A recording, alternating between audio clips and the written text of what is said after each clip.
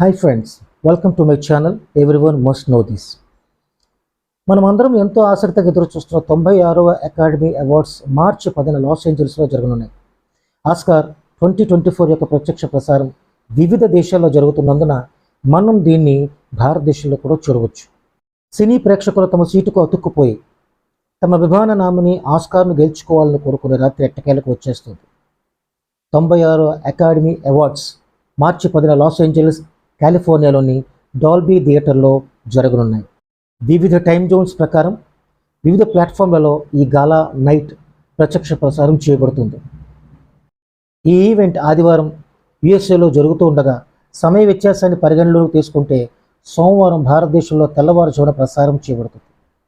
భారతీయ వీక్షకులు మార్చి 11 అంటే సోమవారం ఉదయం 4 గంటల సమయం నుండి డిస్నీ ప్లస్ హాట్స్టార్లో మొత్తం ఆస్కార్ 2024 రాత్రి ప్రత్యక్ష ప్రసారాన్ని వీక్షించగలరు.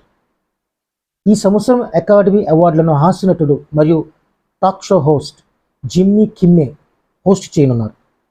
ఈ ఈవెంట్ని హోస్ట్ చేయడం ఇది 4వసారి.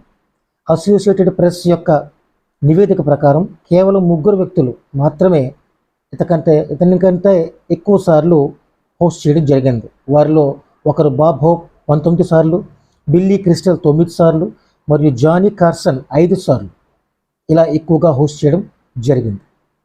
ఈ సంవత్సరం ప్రారంభంలో ఓపెన్ హైమర్ మరియు బార్బీ మూవీస్ గోల్డెన్ గ్లోబ్స్లో ఆధిపత్యం చెలాయించగా గ్రెటా గెర్విగ్ అంటే బార్బీ సినిమా యొక్క దర్శకుడు 8 నామినేషన్లతో తమ చిత్రాన్ని ఆస్కార్ నామినేషన్స్లో పోటీ పడేలా చేయడం జరిగింది. ఇందులో ఉత్తమ చిత్రం నామినేషన్ కూడా ఉంది.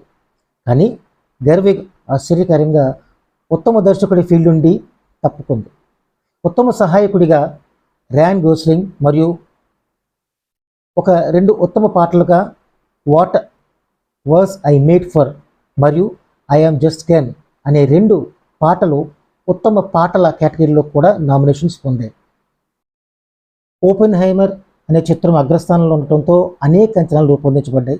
ప్రతి ఒక్కరూ తమ ఉత్తమ ఫ్యాషన్ ఎంపికలతో మరియు వారి ఇష్టమైన వాటి కోసం రూట్ చేయడంతో స్టార్ స్టడెడ్ రెడ్ కార్పెట్ చూడటానికి వేదిక దాదాపుగా సెట్ చేయబడింది. Thank you for watching.